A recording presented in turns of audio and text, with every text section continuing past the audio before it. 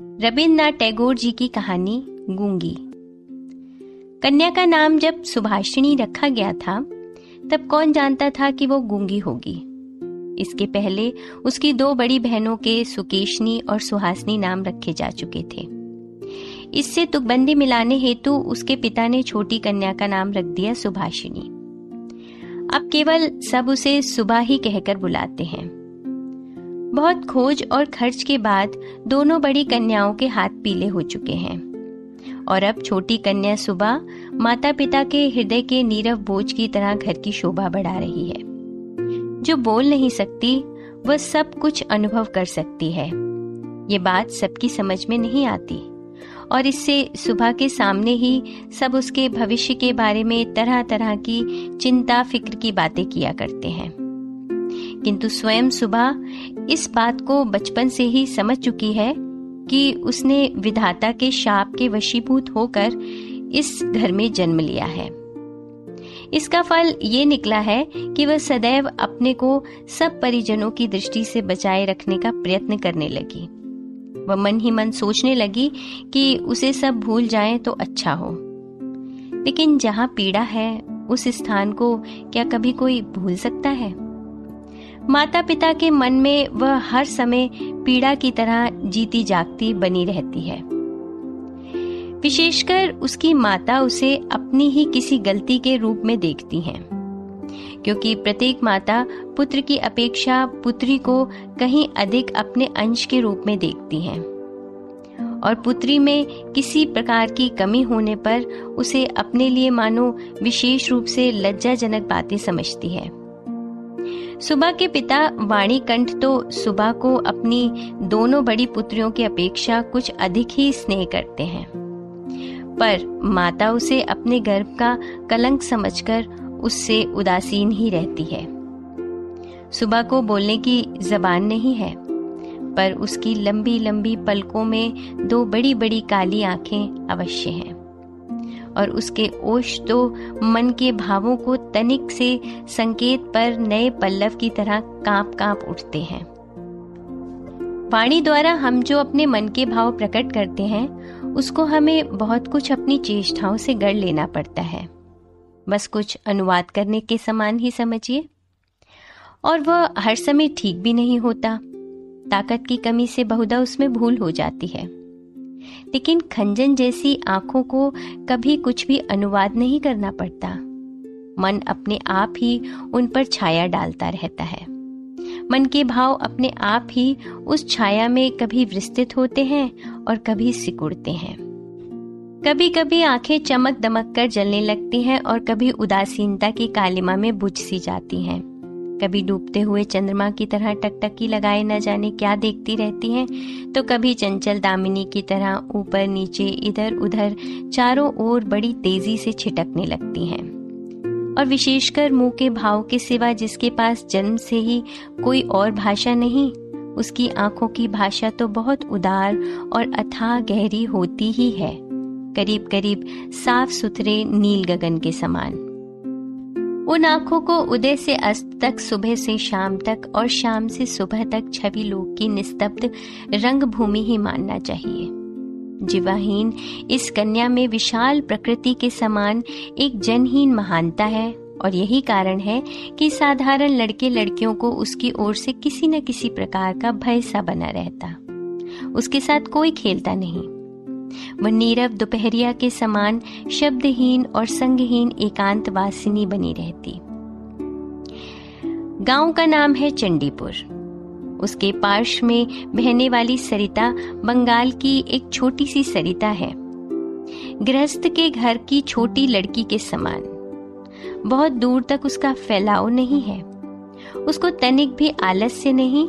वह अपनी एक हरी देह के लिए अपने दोनों छोरों से रक्षा करती हुई अपना काम करती जाती है। दोनों छोरों के ग्रामवासियों के साथ मानो उसका एक ना एक संबंध स्थापित हो गया है। दोनों ओर गांव है और वृक्षों के छायादार ऊंचे किनारे हैं, जिनके नीचे से गांव की लक्ष्मी सरिता अपने आप को भूलकर शीघ्रता के साथ कदम बढ़ाती हुई बहुत ही प्रसन्नचित्त असंख्य शुभ कार्यों के लिए चली जा रही है। वाणीकंठ का अपना घर नदी के बिल्कुल एक छोर पर है।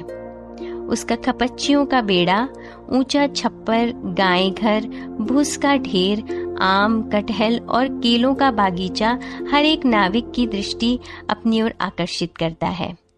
ऐसे घर में आसानी से चलने वाली ऐसी सुख की गृहस्थी में उस गूंगी कन्या पर किसी की दृष्टि पड़ती है या नहीं मालूम नहीं, पर काम धंधों से ज्यों ही उसे तनिक फुर्सत मिलती त्यों ही झट से वह उस नदी के किनारे बैठती। प्रकृति अपने पार्श्व में बैठकर उसकी सारी कमी को पूर्ण कर देती है। नदी की स्वर ध्वनि, मनुष्यों का शोर, नाविकों का सुमधुर गान, चिड़ियों का चहचहाना, पेड़ पौधों की मरमर ध्वनि, सब मिलकर चारों ओर से गमनागमन आंदोलन और कंपन के साथ होकर सागर की उत्ताल तरंगों के समान उस बालिका के चिर स्तब्ध हृदय उपकूल के पार्श्व में आकर मानो टूट फूट पड़ती है। प्रकृति के ये अनोखे शब्द और अनोखे गीत, ये भी तो गूंगी की ही भाषा है। बड़ी बड़ी आंखों और उसमें भी बड़ी बड़ी पलकों वाली सुभाषिनी की जो भाषा है, उसी का मानो यह विश्वव्यापी फैलाव है, जिसमें झिंगुरों की झिनझिन ध्वनि से गूंजती हुई तृणभूमि से लेकर शब्दातीत नक्षत्र लोक तक केवल इंगित, संगीत, क्रंदन और उच्छ्वासें भरी पड़ी हैं। और दोपहरिया को नाविक और मछुए खाने के लिए अपने अपने घर जाते, गृहस्थ और पक्षी आराम करते, पार उतारने वाली नौका बंद पड़ी रहती, जन समाज अपने सारे काम धंधों के बीच में रुककर सहसा भयानक निर्जन मूर्ति धारण करता, तब रुद्र महाकाल के नीचे एक गूंगी प्रकृति और एक गूंगी कन्या दोनों आमने सामने चुपचाप बैठी रहती, एक दूर तक फैली हुई धूप में और दूसरी एक छोटे से वृक्ष की छाया में। सुभाषिनी की कोई सहेली हो ही नहीं सो बात नहीं। गौ घर में 2 गायें हैं, एक का नाम है सरस्वती और दूसरी का नाम है पार्वती। ये नाम सुभाषिनी के मुंह से उन गायों ने कभी भी नहीं सुने, परंतु वो उसके पैरों की मंथर गति को भली भांति पहचानती हैं। सुभाषिनी का बिना बातों का एक ऐसा करुण स्वर है जिसका अर्थ वे भाषा की अपेक्षा कहीं अधिक सरलता से समझ जाती हैं। वह कभी उन पर लाड करती, कभी डांटती और कभी प्रार्थना का भाव दर्शाकर उन्हें मनाती, और इन बातों को उसकी सारों और पारों इंसान से कहीं अधिक और भली भांति समझ जाती हैं। सुभाषिनी गौ घर में घुसकर अपनी दोनों बाहों से जब सारों की गर्दन पकड़कर उसके कान के पास अपनी कनपटी रगड़ती है, तब पारो स्नेह की दृष्टि से उसकी ओर निहारती हुई उसके शरीर को चाटने लगती है। सुभाषिनी दिन भर में कम से कम 2-3 बार तो नियम से गौ घर में जाया करती। इसके सिवा अनियमित आना जाना भी बना रहता। घर में जिस दिन वो कोई सख्त बात सुनती, उसका दिन, उसका समय अपनी गूंगी सखियों के पास बीतता। सुभाषिनी की सहनशील और विषाद शांत चितवन को देखकर वे न जाने कैसी एक अन्य अनुमान शक्ति में उसकी मर्म वेदना को समझ जाती और उसकी देह से सटकर धीरे धीरे उसकी बाहों पर सींग घिस घिस कर अपनी मौन आकुलता से उसको धैर्य बांधने का प्रयत्न करती। इसके सिवा एक बकरी और बिल्ली का बच्चा भी था। उनके साथ सुभाषिनी की गहरी मित्रता तो नहीं थी, फिर भी वे उससे बहुत प्यार रखते और कहने के अनुसार चलते। बिल्ली का बच्चा चाहे दिन हो या रात, जब तब सुभाषिनी की गर्म गोद पर बिना किसी संकोच के अपना हक जमा लेता और सुख की नींद सोने की तैयारी करता। और सुभाषिनी जब उसकी गर्दन और पीठ पर अपनी कोमल उंगलियां फेरती, तब तो वो ऐसे आंतरिक भाव दर्शाने लगता मानो उसको नींद में खास सहायता मिल रही है। ऊंची श्रेणी के प्राणियों में सुभाषिनी को और भी एक मित्र मिल गया था।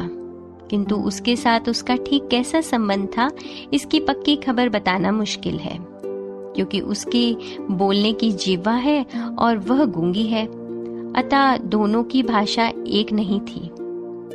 वह था गुसाइयों का छोटा लड़का प्रताप। प्रताप बिल्कुल आलसी और निकम्मा था। उसके माता पिता ने बड़े प्रयत्नों के उपरांत इस बात की आशा तो बिल्कुल छोड़ दी थी कि वह कोई काम काज करके घर गृहस्थी में कुछ सहायता करेगा।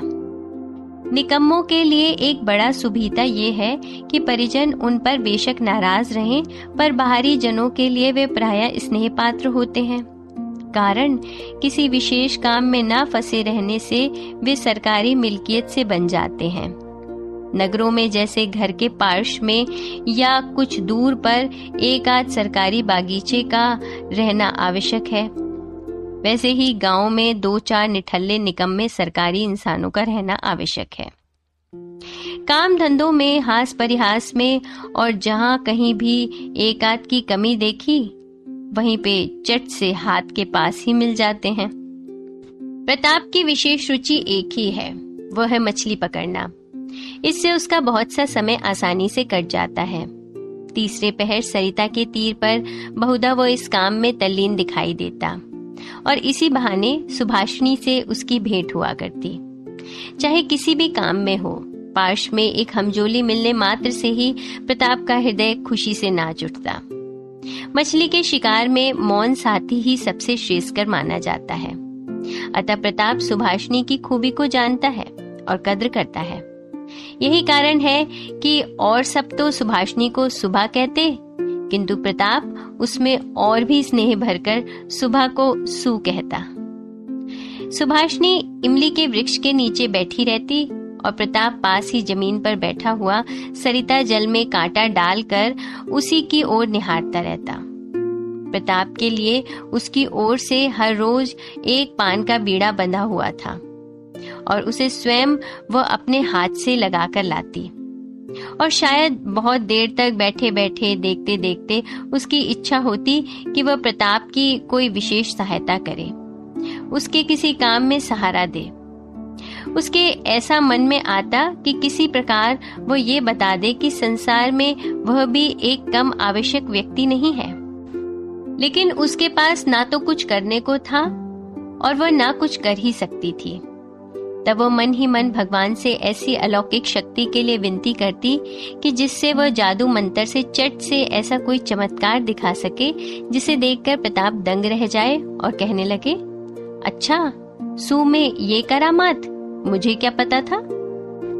मान लो सुभाषिनी यदि जलपरी होती और धीरे धीरे जल में से निकलकर सर्प के माथे की मणि घाट पर रख देती और प्रताप अपने उस छोटे से धंधे को छोड़कर मणि को पाकर जल में डुबकी लगाता और पाताल में पहुंचकर देखता कि रजत प्रसाद में स्वर्ण जड़ित शैया पर कौन बैठी है, और आश्चर्य से मुंह खोलकर कहता, अरे ये तो अपनी वाणीकंठ के घर की वो गूंगी छोटी कन्या है सू।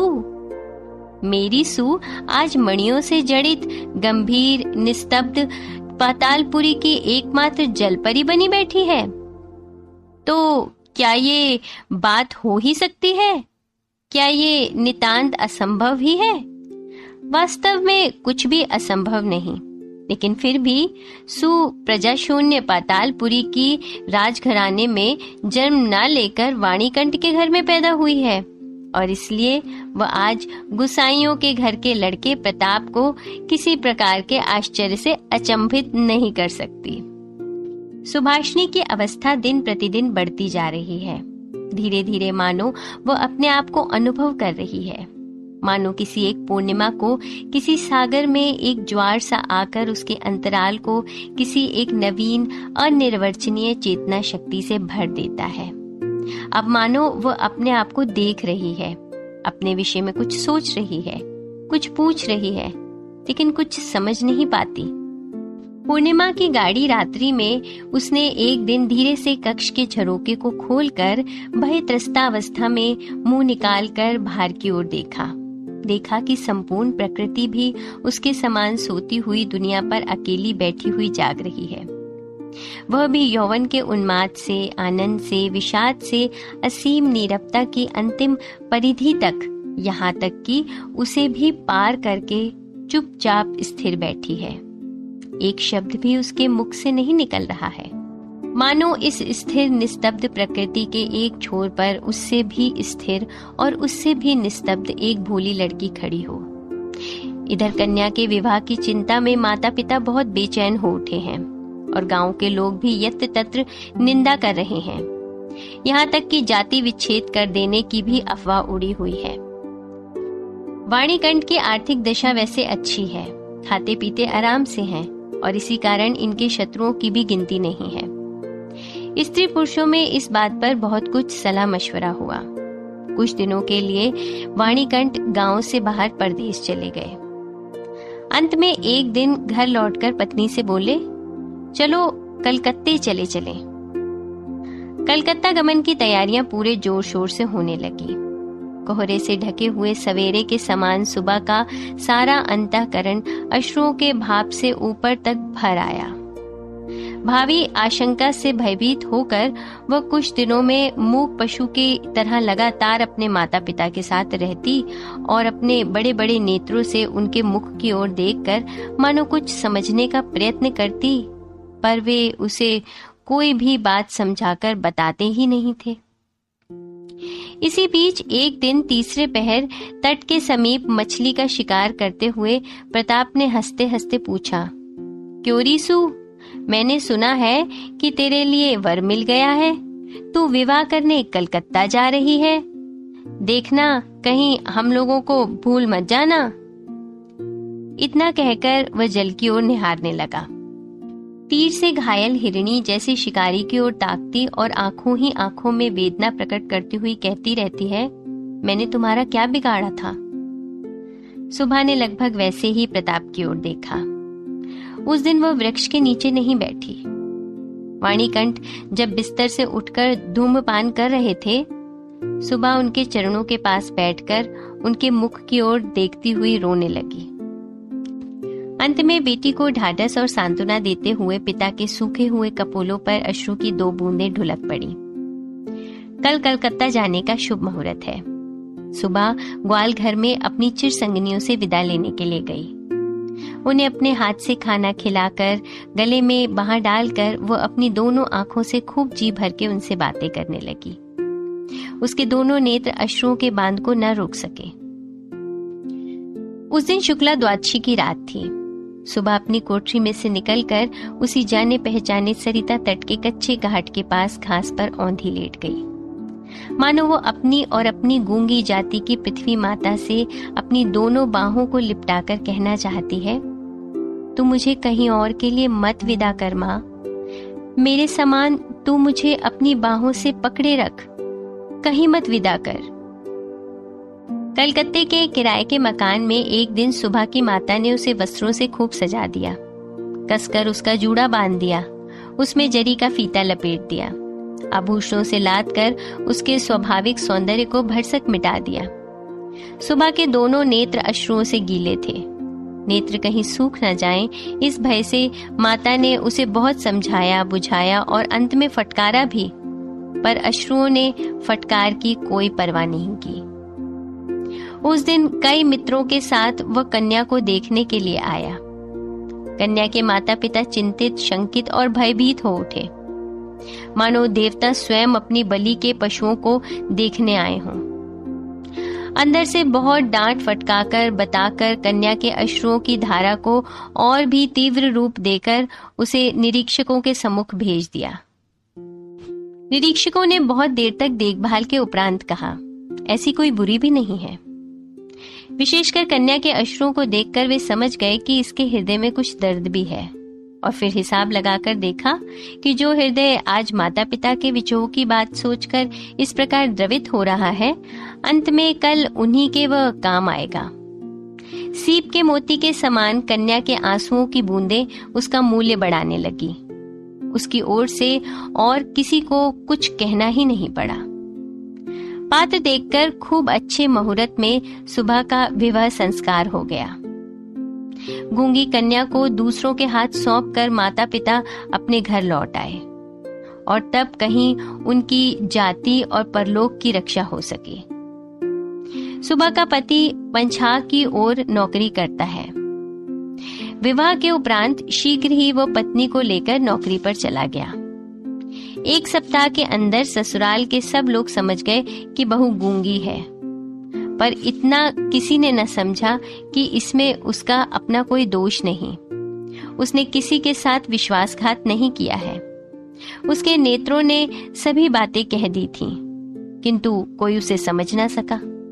अब वो चारों ओर निहारती रहती है।